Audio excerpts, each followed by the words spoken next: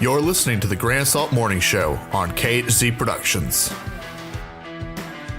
If you enjoy this episode, please leave a like and comment.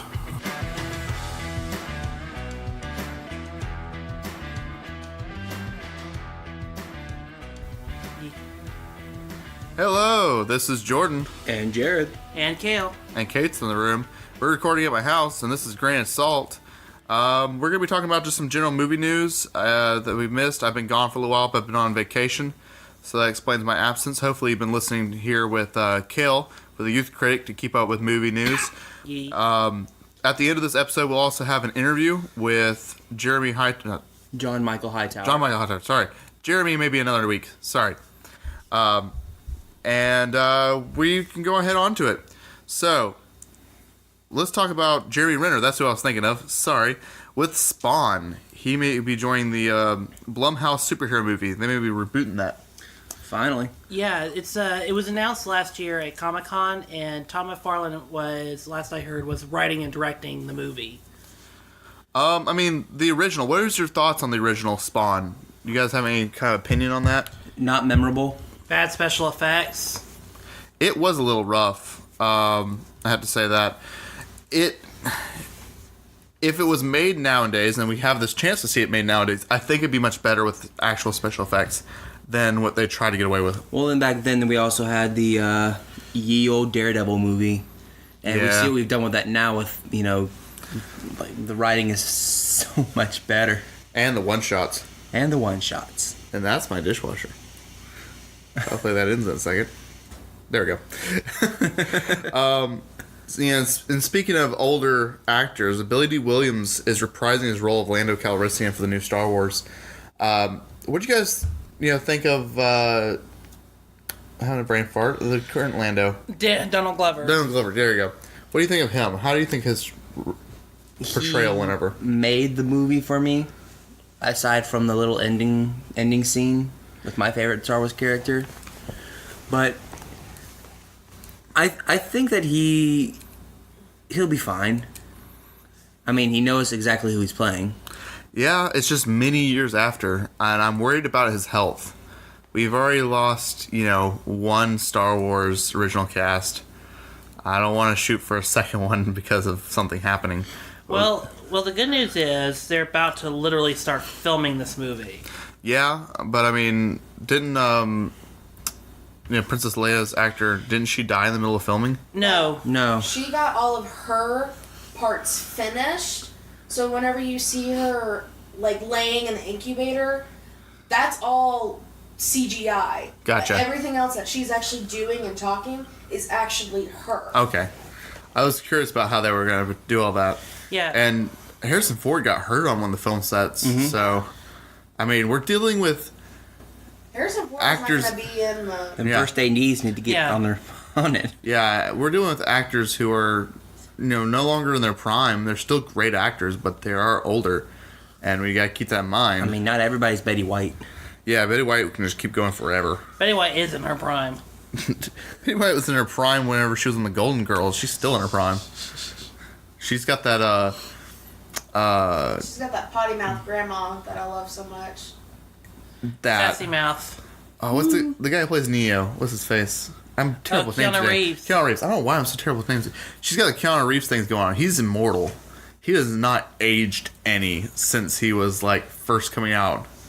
He's aged a little bit, but not much. He was in Makeup is good. He was in his first couple films, and then he got to The Matrix, and then from there he has not aged.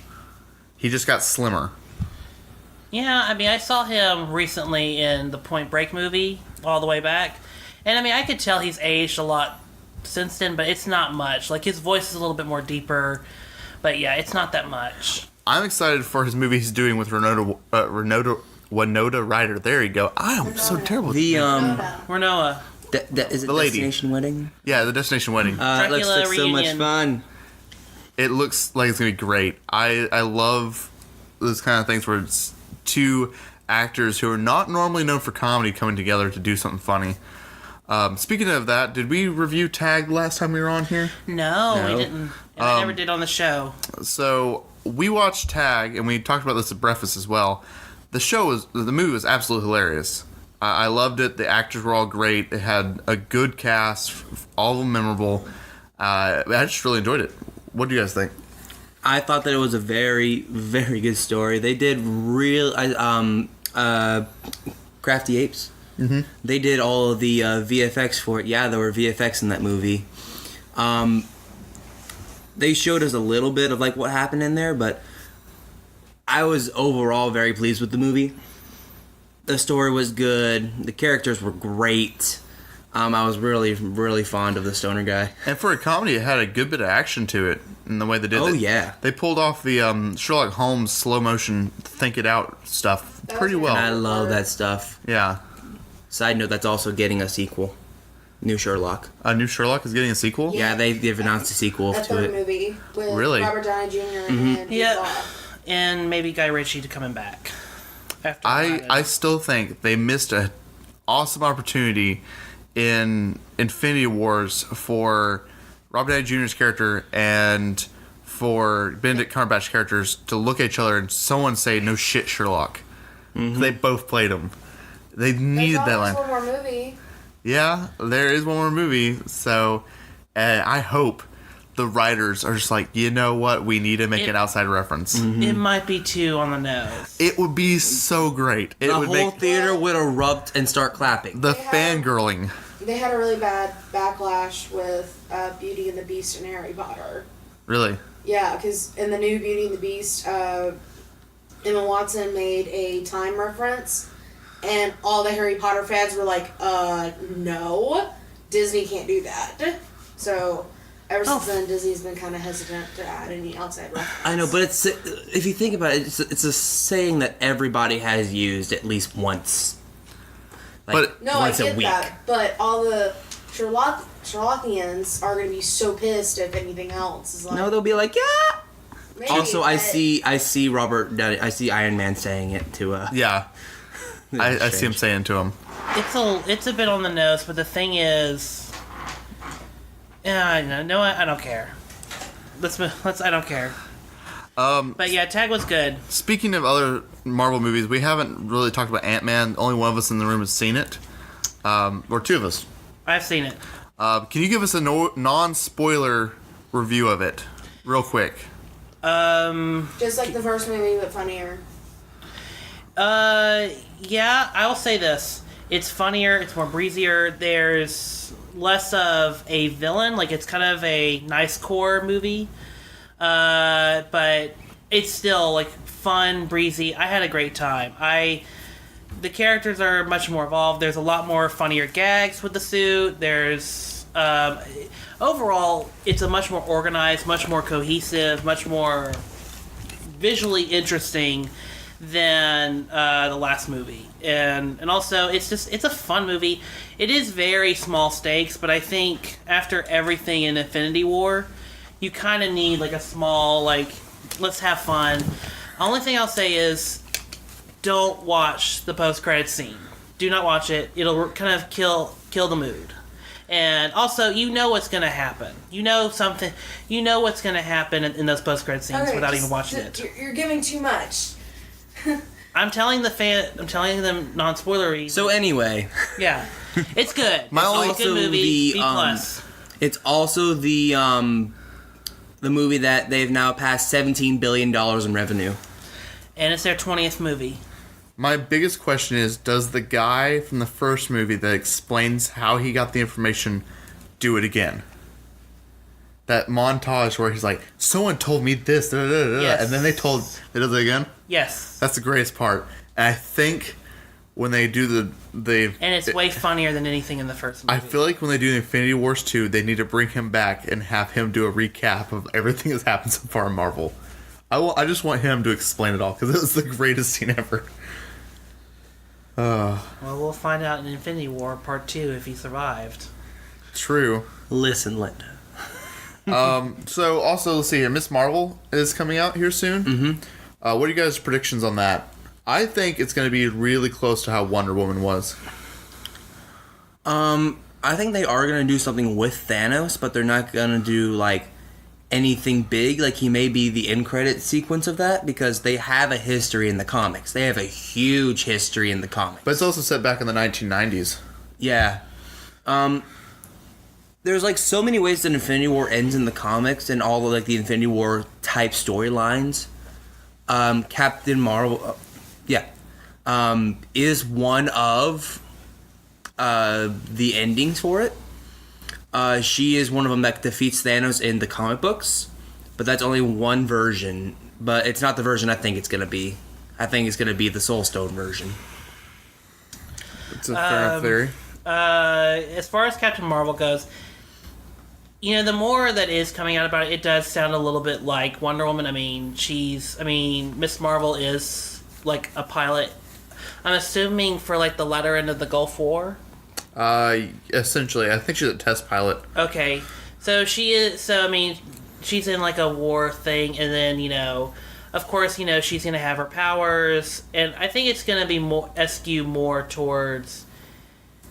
It's gonna skew more towards space fantasy, because they're bringing back like Lee Pace's Ronan the Accuser, and of course in Guardians, Ronan and Thanos were working together until they broke up in the end of Guardians of the Galaxy, and yes, it was a breakup. I think it was more of a murder. Thanos didn't kill Ronan, or Ronan No, didn't kill Thanos. but you know, he was murdered. But anyway, so yeah, I mean, there's just gonna be some things we're gonna see. Obviously, you know, Samuel Jackson and Clark Gregg in their prime, younger prime. I don't know if you can. Yeah, I don't know if he'll show up very long in the movie. I think he'll show up for maybe like a little tiny cameo. Which one, Coulson or Fury? Fury. Coulson maybe, but Fury, we gotta admit, you know, Samuel Jackson can play it a little bits at a time, but he's got some gray going on him, and you can't backtrack his age that well. De-age him with We're gonna CGI. get that CGI, man. Yeah, I would Which rather they him just. perfected. I would rather him just come up clean shaven all the way around, no kind of goatee, and make a short, sweet, simple cameo instead of him being a major plot point. Just for the sheer fact of that, I don't. So you want him to be like an end of Captain America kind of thing? Yeah, that was Where he's great. there for like a minute. I liked that because it kind of gave him that espionage feel. When they have him in some of these movies where he's all over the place and he's one of the main characters, doesn't show the action. It's like, that's fine, but that's not the Nick Fury I want. I want Nick Fury to be like a whisper on the wind and show up to call everybody in and then be gone. You know? Mm-hmm. That's where I feel like he shines as a character. Jordan, you have a great point, but I think the last I heard is he's co-starring, not cameo. Okay. Well, alrighty then. We'll see what happens. Maybe they'll explain what happened to his eye. Maybe. Alright, what else do we have we can talk about that's happened in movie news? Incredibles 2 made over $500 million domestically, making it the most successful Pixar movie to date. Mm-hmm. And what else has gone on? Ocean's 8 has crossed over $100 million. I'm just going. What else? Oh, Kerry Russell is now in episode 9. So, for those who don't know who Kerry Russell is, she was Felicity for the longest time in the late 90s, early 2000s. And she's been kind of in some smaller roles here and there. She was in Mission Impossible 3 for like a split second. And then she was... and then she was in the Dawn for the Planet of the Apes with Jason Clarke. Mm-hmm. Yeah, so she's been a staple of like character actresses, you know, getting into sci-fi stuff for a while. So now she's being added in, and there's a lot of debate on the internet if this is going to be Rey's mother in the movie, because they're both brunettes. Yeah. And to that I say, look, please don't, Abrams, please don't make that, because I mean it contradicts everything that was already in episode 8, because in episode 8 it specified that her parents are dead and buried. Well, that could have been him lying too. Keep that in mind. Yeah, but damn, I like the idea. I think she was more along the lines of like looking into the dark side of the Force than like her being controlled at that specific point. Like, Honestly, got all these fan theories going on, man. honestly, let it be Let the parent thing be.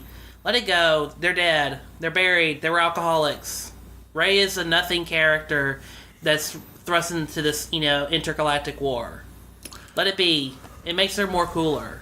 Fair enough. All right, so do we want to hit on a little world news? Do we want to talk about what's going on internationally? I mean, we haven't talked about it. They got all the boys. They got them all out? They got all 12. And the coaches, yep, they're in medical care right now. So if you've been living under a rock or in a cave, Or don't have Periscope.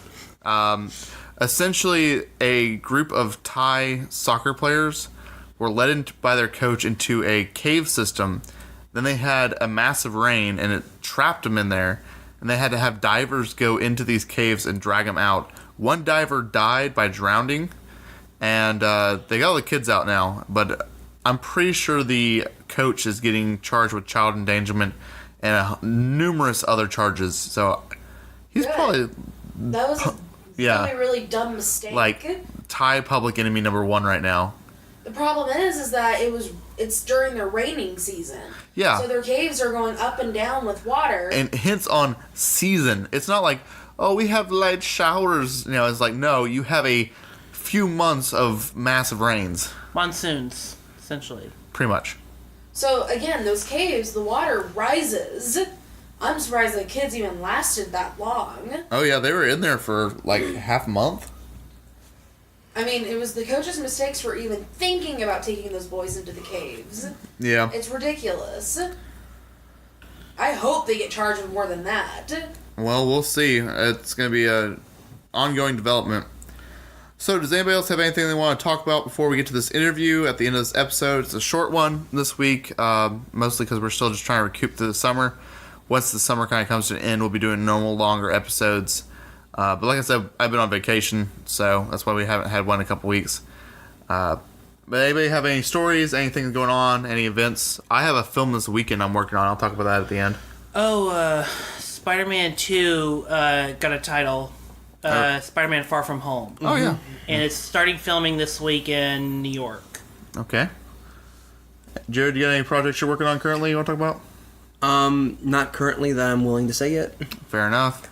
Kale, you got any films you've done recently or projects you're working on? I was a part of the 48-hour film yeah. project for Atlanta a couple weekends ago, and our movie is premiering. I don't know when this episode's coming out, but our Today. movie is it's premiering Thursday at 7:00. We're Group E at the Midtown Art Cinema in Atlanta. Come check us out. We're Team Bad Symphony. And yeah, that's basically what I worked on. And then I worked on a film for Badigo Productions, Johnny Colorado, with our former friends, or I shouldn't say former, just our old friends, Philip and Michael from the Philip and Michael Show. Yep, they used to be part of this network. I wish them much luck. They've been doing great. They have a new program going on. Yep, the PMS show. Yep. Jared, you worked on a 48 as well. Yes, I did. I was on Team I Forgot. That's the name of it. Nah. We were in Group B and we're premiering Wednesday. Do you guys want to kind of talk about for the viewers what the 48 entails real quick? I was almost on Jared's team, but they didn't need me. I was going to be their colorist. But like I said, I'm working on a project this weekend. I'll go in more into that in a second, but it is called Sucker, and it is with Omid as our director. All right, so the 48-hour film festival is basically you're given exactly 48 hours from when they give you the information you need to turning it in. So you only have 48 hours to do pre-production, production, and any post-editing, color correction, anything in just 48 hours. What they do is that they give you a name of your character, what genre you are, so you can't really pre-plan around your genre. They give you a prop, and they give you a line you have to say. Am I missing anything? Genre, character, prop, line. Yeah, I think that covers it. So you have to base your script around those four things. Then you are given your genre, and then you have to make it within 40 hours. Ours took an entire day. We went from 5:30 a.m. For pickup at the Walmart. We got there about 6, and then we stopped working around I think 10, 15. Just trying to get it all done one day, and we did it good. It looks great. I'm very happy with the way it turned out. And then they just did post for the rest of the day, and then you have to go drop it off in Atlanta. Yeah, for me, I was the co-writer and producer of our movie. This Is For You for Team Bad Symphony. And essentially, we already kind of created locations specific for our genre. Or found locations beforehand. We casted beforehand, and that's really what you have to do beforehand is just get cast and locations and crew. Everything else will just fall into play that Friday night. You do it. So yeah, we did. We wrote the script on Friday, sent the call sheet out at like midnight, and then we filmed at 3 different locations. Brandon's house, our director. We filmed in the back alleyway of M and Perk, and then we filmed in our friend Justin Mayhew's house for the horror scenes, since it was a dilapidated house, and then we posted all day Sunday and got there 45 minutes early at the counterpoint. But yes, in the 48-hour film project, the thing I love the most is it very much is a crash course in filmmaking for younger students or younger people. And if you are a younger person and you have $150 and you have like typical equipment, I recommend it. Like, it's a really good way of getting your hands deep into like learning how to make a movie. But yeah, that's all I gotta say. And yeah, when's your movie screening? Wednesday night. We're Group B. You're Group B? Yeah. Oh, yours is on Tuesday. Yours is on Tuesday. We were told ours was going to be on Wednesday. They have Group A and Group B are going on Tuesday. Then somebody misinformed us. Well, I'm working on a film this weekend called Sucker. It's a capstone, and I will be their DIT. I've already started looking through it. It's a comedy set at a college in an apartment, and I'm excited to see how it turns out. It's been my first decent-sized project since I graduated. And Dead Winter is going to be getting a family and friends screening later this year, and then October, and then it'll be going to Sundance. So when we're able to release more information on that, we will. They've posted a lot of pictures, so if you're interested in looking it up, Dead Winter on Facebook. And I think there's a trailer out, isn't it? There is a trailer out, and it is spectacular, and I'm excited. We actually had an older professor we worked with, Professor Smith. He used to be the head of the radio station when we were associated with the college. He was the main editor, and I was assistant editor, and then right now it's going through all the VFX and sound effects, and it'll be finally colorized by Moonshine Post-Production, which I interned with before I graduated. So I'm excited to see how it turns out. So we're going to wrap this up. We're kind of at the 23-minute mark, and I'm going to tack on the interview at the end here with John Micheal Hightower. He's a filmmaker from North Georgia, and he's going to talk a little bit about how he got into filmmaking and what he's working on. And we'll see you guys in a week or two. All right, this has been Jordan. And Jared. And Kale. And we'll be right back with the interview.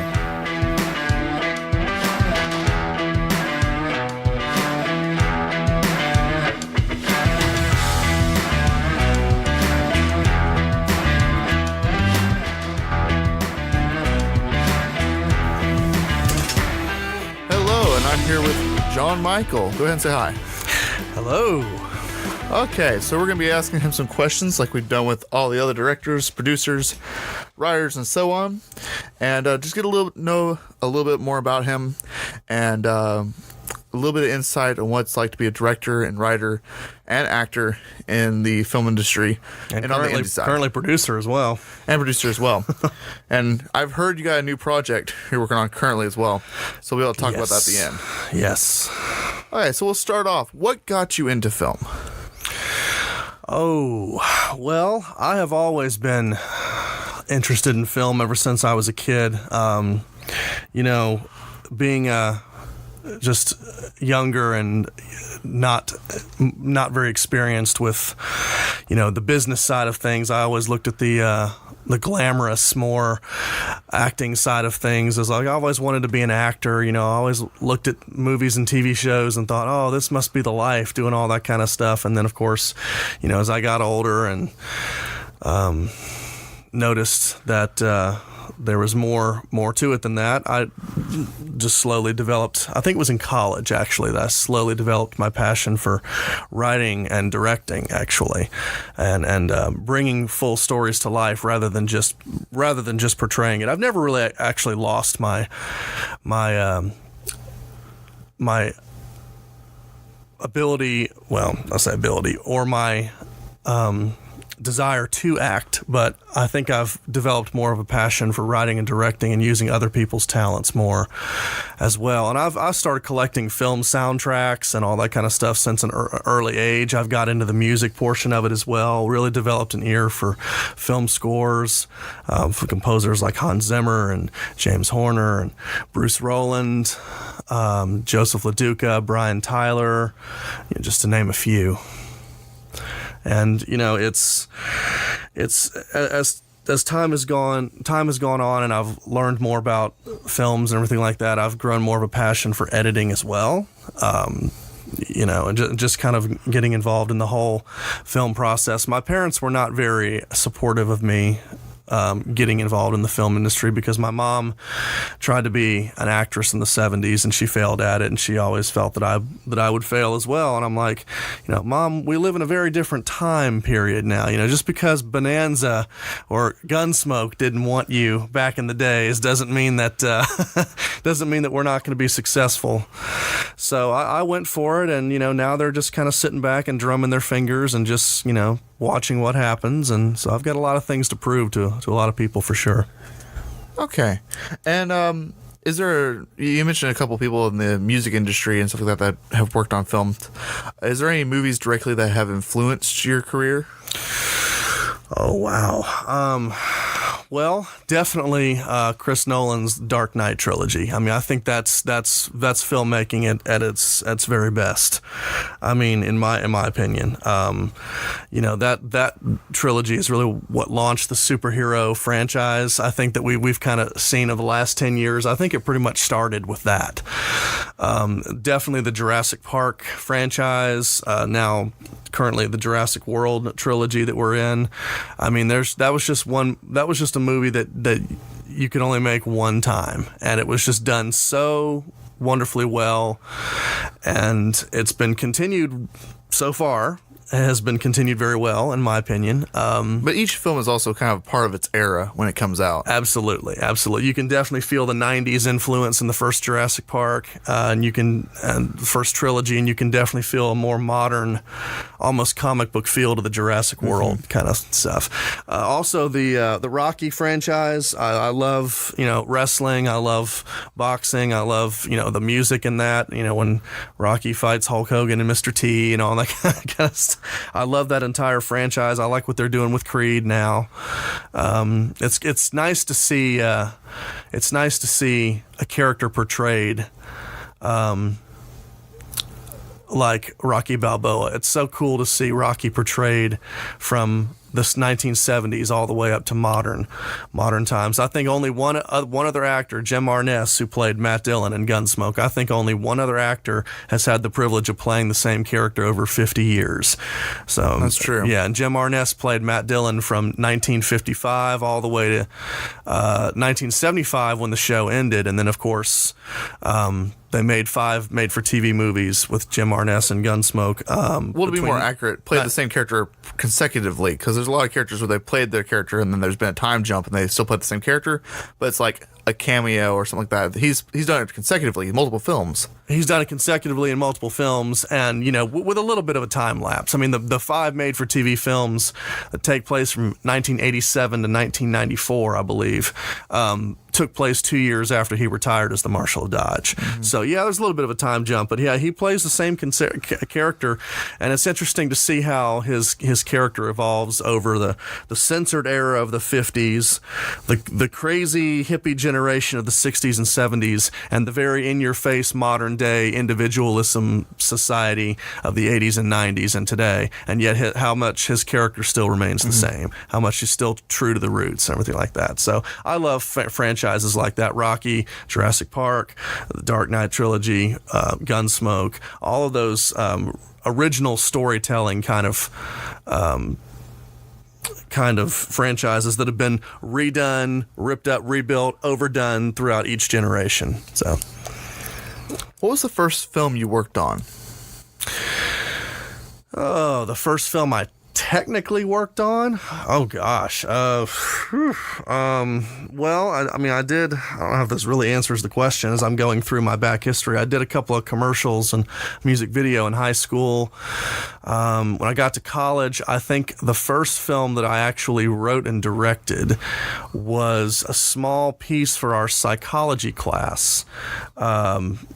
It was called Mother Knows Best. It was based on, speaking of Gunsmoke, it was based on a 1950s sitcom kind of a way. It was the first film and probably only film I'll ever do in black and white. It was trying to get that 1950s feel to it, and it was kind of comic. It was kind of a corny way of showing I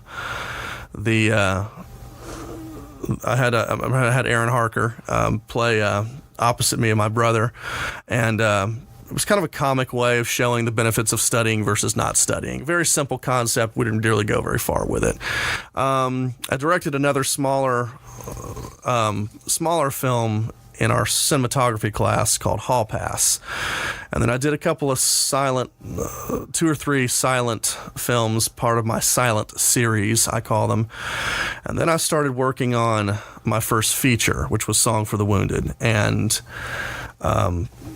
there was a lot of firsts in there. There was a lot of firsts. My first acting job was for our friend Paul Glaze, who directed a film called Mixed Messages. And then I went on to do another film with Sarah Beth Moran, where I played a very interesting character, to put the least. So that was my first acting experience.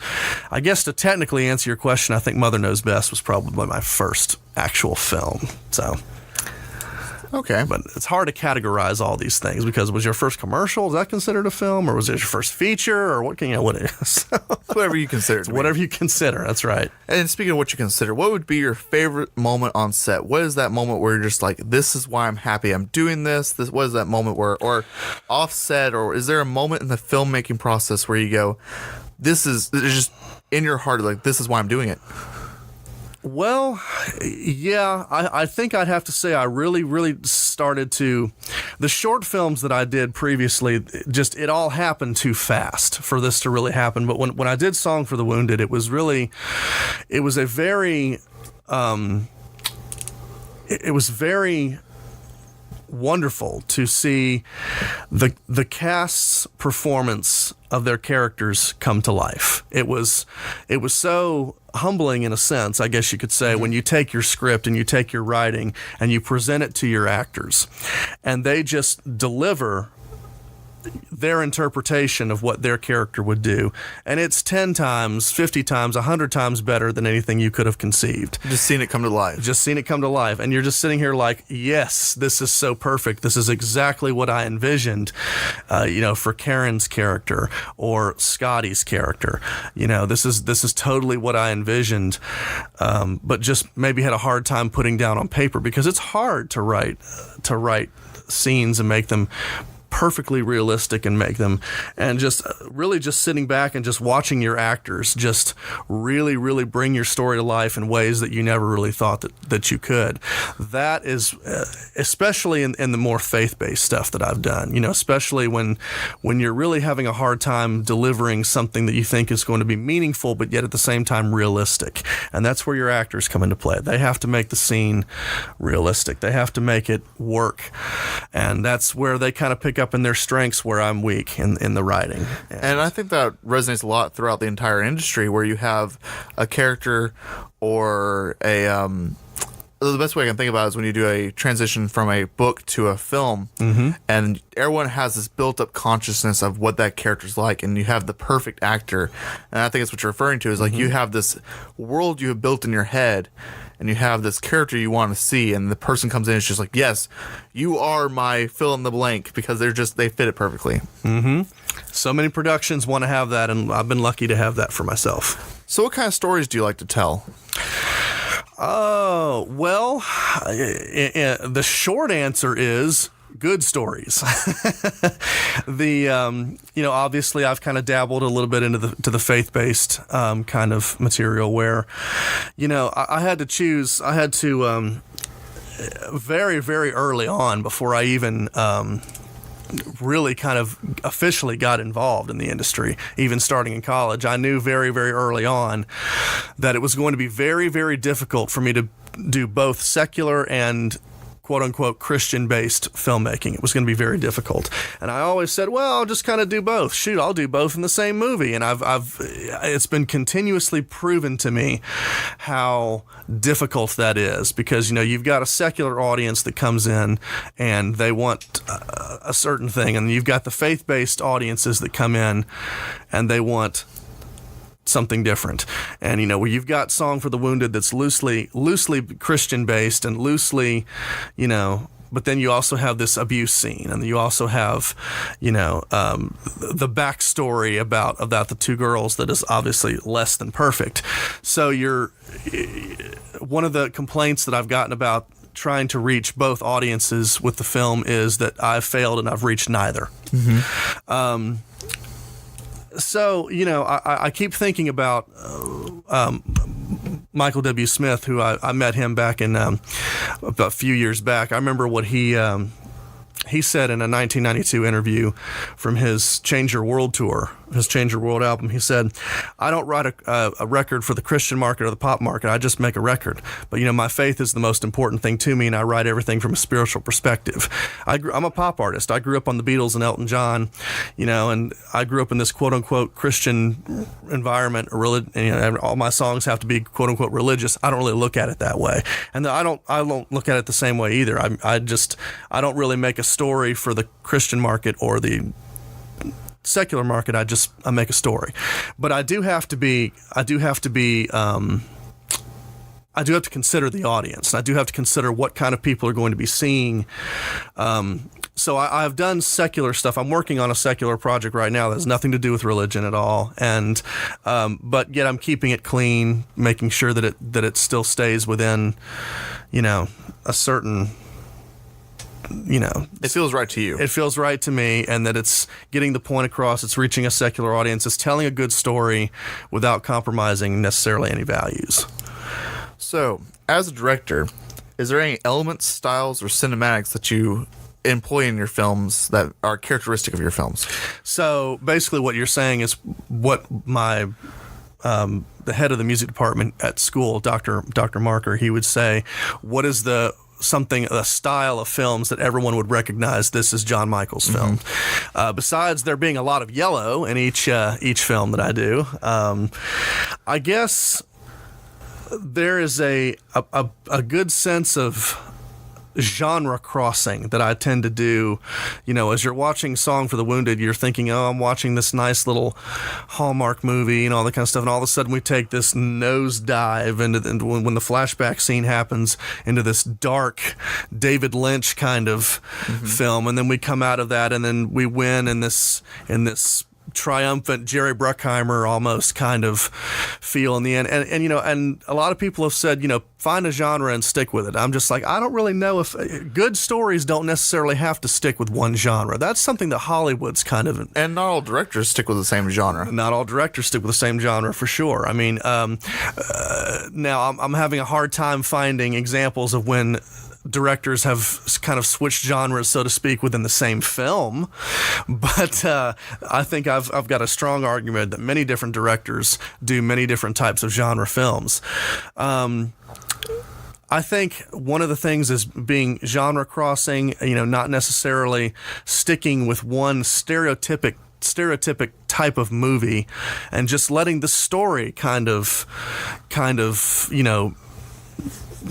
lead the way and just let the music and let the tonality and let all that kind of stuff follow. Does it feel like the same movie all the way through? Not necessarily, but I don't really know if it needs to. It's very Shakespearean, where he'd bring in elements of tragedy, elements of romance, elements of comedy, and you need a little bit of all that to make a story.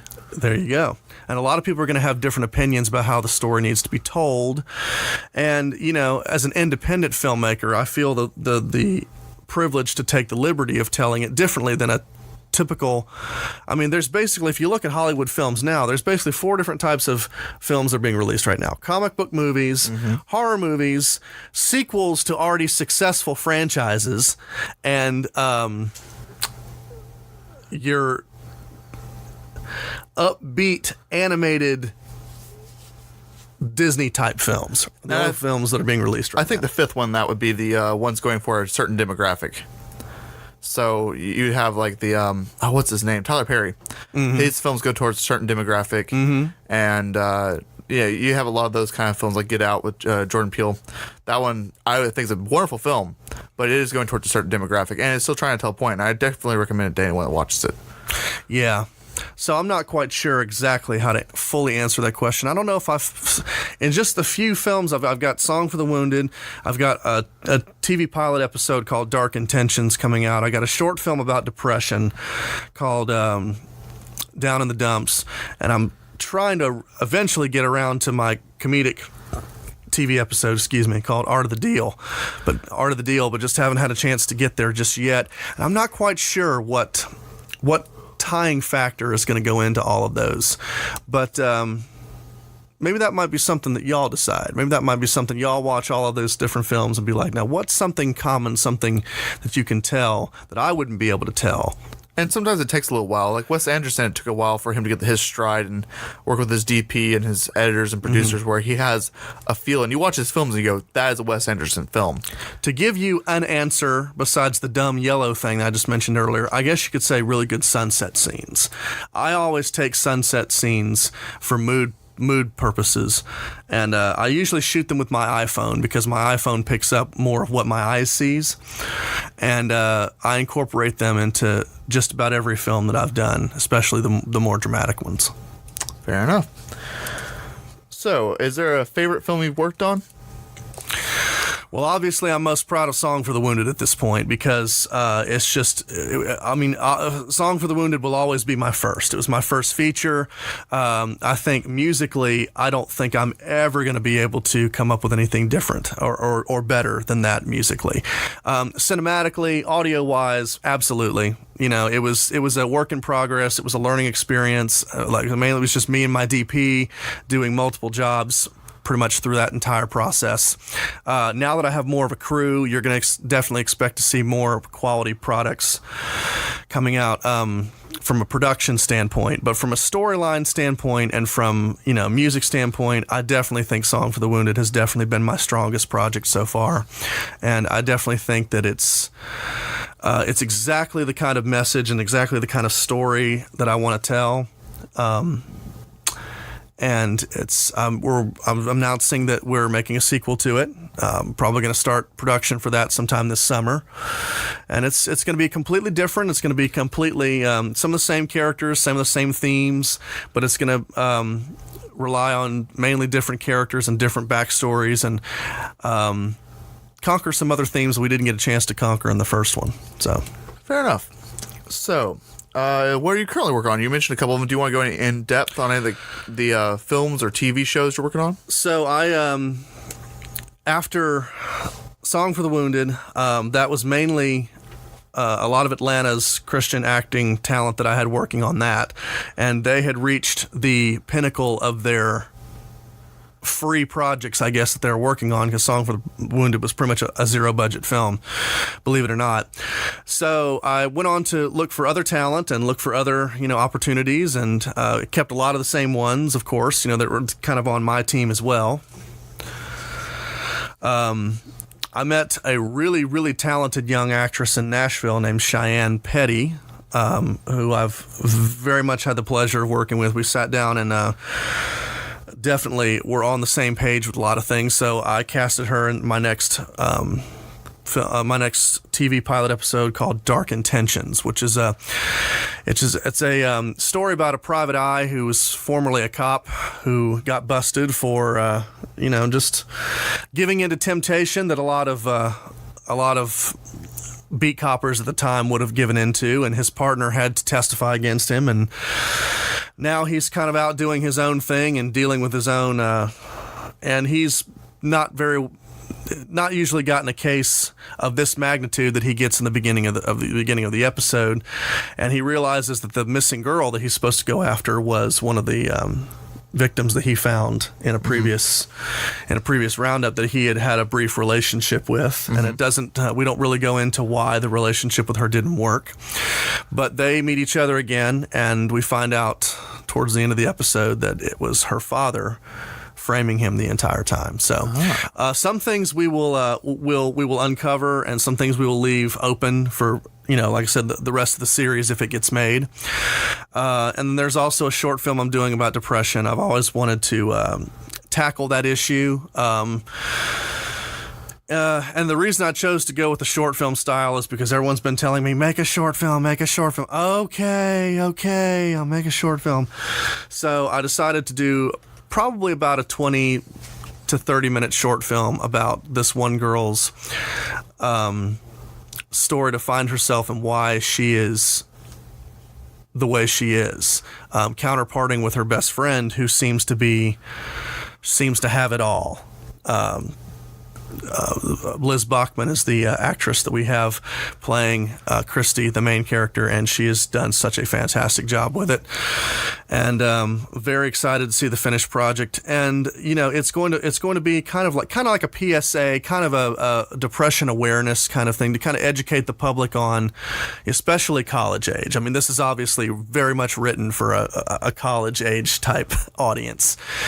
Still clean though, actually, if you can imagine that. So, and then I've got a comedic project called Art of the Deal that I'm going to try to eventually get shot in there somewhere. It's not taking precedence right now. I've got raising funds for Song for the Wounded 2, which I expect that to be absolutely fantastic, and I'm really looking forward to the new talent and the new bringing back Tristan Crowe as Scotty Ferguson. He'll have a much better, much more bold part of the story kind of role this time.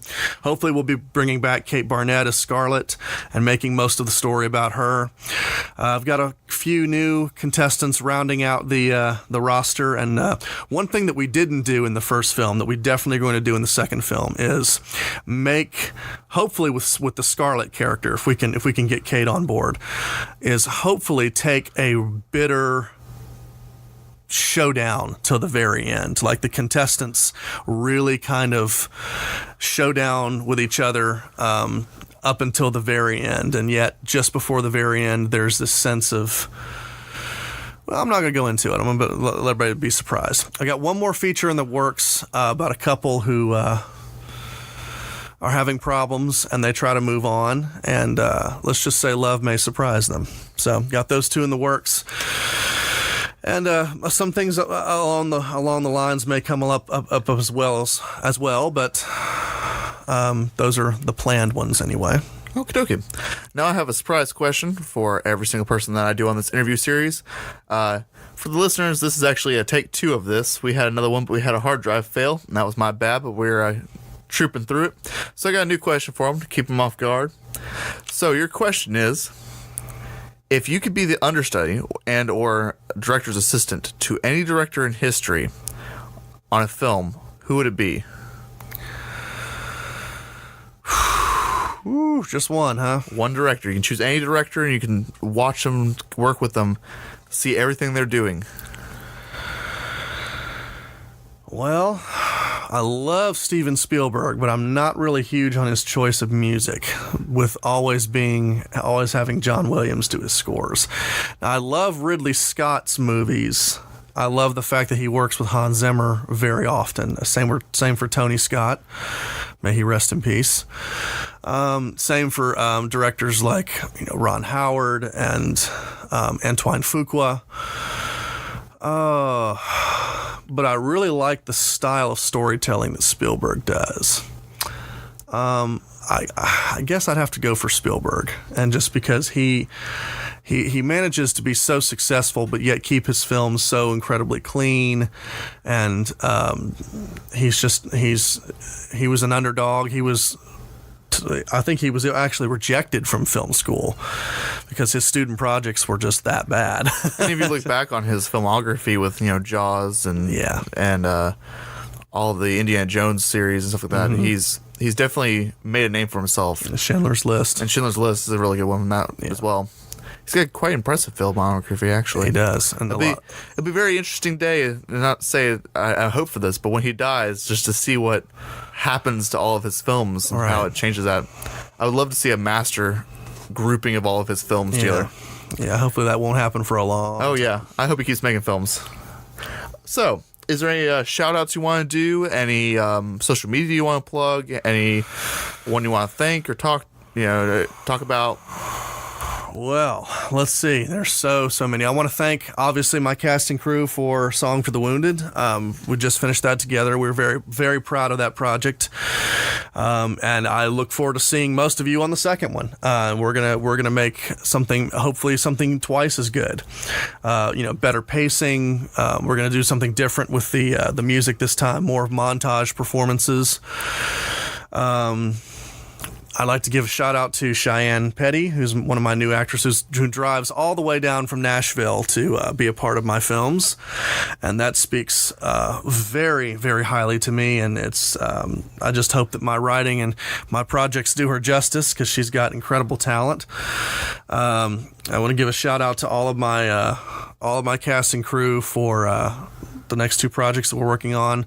My DP for Dark Intentions, Mason Guevara. My DP for Down in the Dumps, Amanda Garner. And my first assistant camera on both projects, Carly June Payne. Just thank you so much for what you guys do. I would be nothing without you guys. I mean literally nothing. Just shout out to everybody at school who's been very, very very supportive and understanding that I am not perfect and I do make mistakes, including you, Jordan. So, and Dr. Marker and Brian Arms, James McKenzie, professors at school who have kind of helped train me and get me to where I am, and at the same time tell me that I'm going too fast, I'm cranking out too much material, slow down, but yet still been very supportive of what I've done, and it's very humbling, and it's very I had to avoid getting emotional like 4 times during this interview. That's why my voice is so low and so and mainly just a shout out to God for giving me the opportunity to do all this. Like I said previously in the last interview, I said that if you don't believe in God, get involved in the film industry, because you were just telling me earlier about a film that you just did that failed, and I don't know if I should mention that on the air, but no, it's fine. You can take it out if you need to. No, it's okay. Someone mentioned to me about a film that failed previously. I'll elaborate on it. We had a film that we did a while back that was a short that just so many production problems came up that we were unable to complete it. And it's interesting to see how, like, even though it failed, we all learned something from it and you continue on. That's the way that kind of works in this industry, where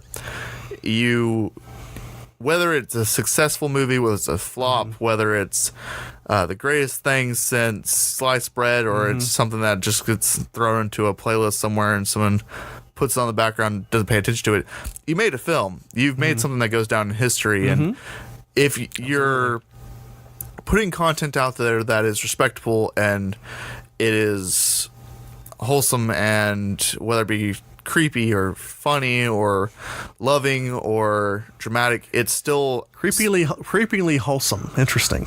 But it's E.T.'s technically a horror movie. Yeah. Okay, you made your point. Yeah. So it's one of those where whatever you're making, as long as you're making something, you're changing history. Exactly. And a lot of people considered Song for the Wounded a failure as well, because it because of the audio issues, and they just felt like I had a real chance to make something there, and I just didn't do it. I'm just like, and a lot of the things they really said bad about it was that a lot of the preparing that I did for the second one, where I didn't quite go into Scarlett's character enough, well, all that was going to be handled in the second one. They're just like, you shouldn't have done that. You should always do for the first film. But anyway, I was saying shout out to God for getting me to a point where, I have been able to finish all of my projects, and I have technically no failed projects on my list. I mean, I think we can go back and, tweak a few, and I have actually gone back and tweaked a few before I've released them. But it's very humbling to know that, even though there's a lot of doubt about where I am and where I'm supposed to be going in this world and how much impact I'm supposed to be having on people, it's good to know that there's a path being laid out in front of me. And that's probably one of the only things that's definitely kept me going throughout this crazy thing called life, is just seeing that there is a plan behind what's going on here, and all I need to do is just continue to stay on the path and do things right, and then just wait for things to unfold, which at 33 years old, with a lot of failures behind me and a lot of unsupportive family, that's difficult. It is, but all we can really do is just keep moving forward and just wait for the divine to reveal our destiny, I guess we could say. That's very well put. Yeah. Thank you. All right, so we're going to wrap this up, and we'll be back next week with another writer, director, actor, whatever it is, as long as they're creator. And we'll be talking to them, and if you want to know anything more about him, I'll be putting a description down at the bottom, and we will be back next week. This has been Jordan. And John Micheal. Thank you very much, everyone. Have a good night.